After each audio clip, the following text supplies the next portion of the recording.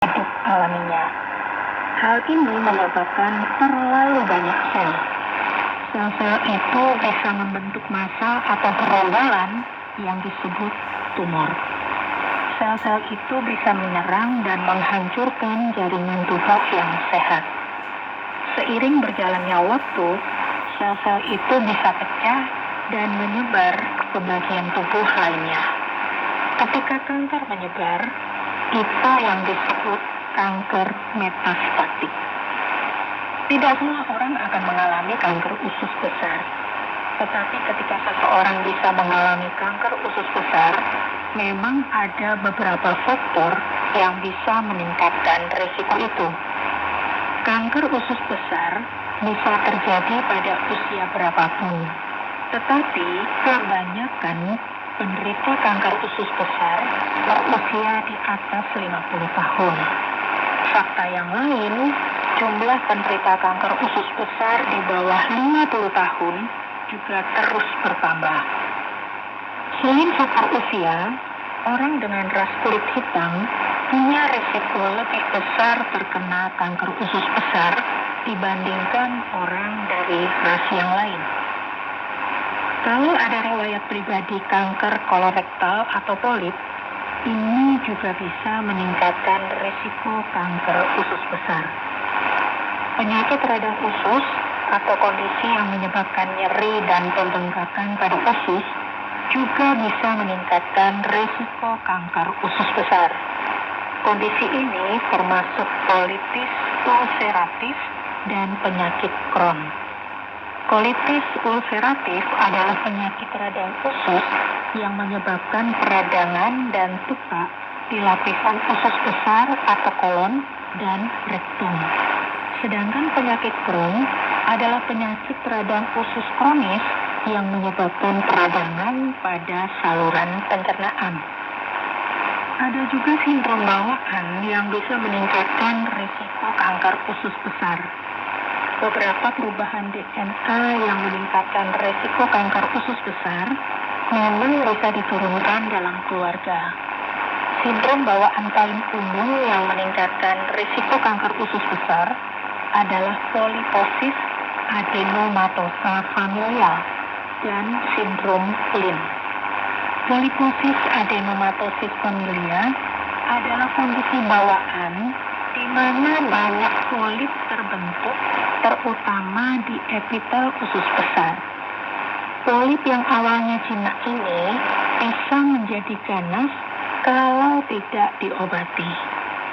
Kalau sindrom Lyme adalah kondisi yang meningkatkan risiko berbagai jenis kanker yang bisa diturunkan dari orang tua ke anak.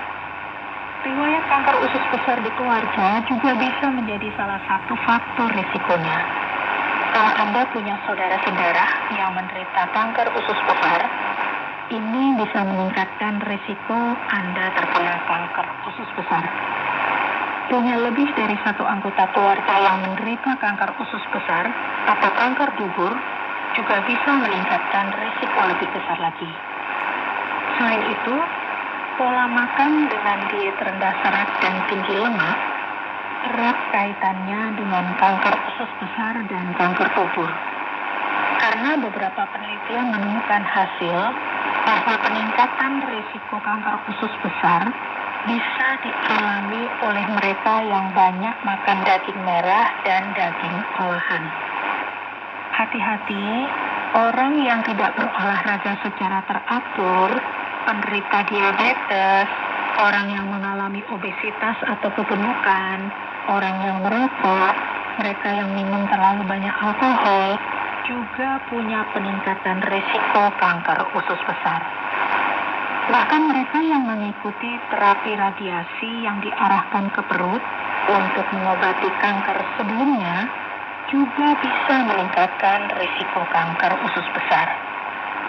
Jadi, usia lanjut, ras kulit hitam, riwayat pribadi kanker kolorektal atau polip, penyakit radang usus, sindrom bawaan, riwayat kanker usus besar di keluarga, pola makan dengan diet rendah serat dan tinggi lemak, tidak berolahraga secara teratur, penderita diabetes, orang yang mengalami obesitas atau kegemukan, orang yang merokok, mereka yang minum terlalu banyak alkohol, termasuk mereka yang menjalani terapi radiasi yang diarahkan ke perut, punya risiko tinggi terhadap gangguan kanker usus besar. Tetapi berita baiknya, kanker usus besar ini bisa dicegah. Seorang dokter menganjurkan, baik sekali kalau setiap orang mempertimbangkan untuk memulai pemeriksaan kanker usus besar sekitar usia 45 tahun. Tapi bagi mereka yang berisiko tinggi, yang terkait dengan beberapa faktor yang saya sampaikan tadi, sebaiknya mempertimbangkan untuk memulai pemeriksaan lebih awal.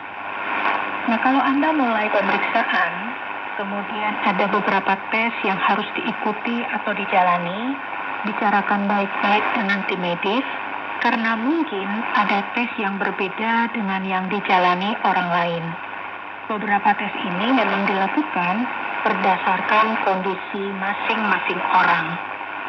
Selain beberapa tes pemeriksaan, perubahan gaya hidup juga diperlukan untuk mengurangi resiko kanker usus besar. Melakukan perubahan dalam kehidupan sehari-hari bisa mengurangi risiko kanker usus besar. Perubahan itu tidak sulit, yang dibutuhkan adalah niat yang besar.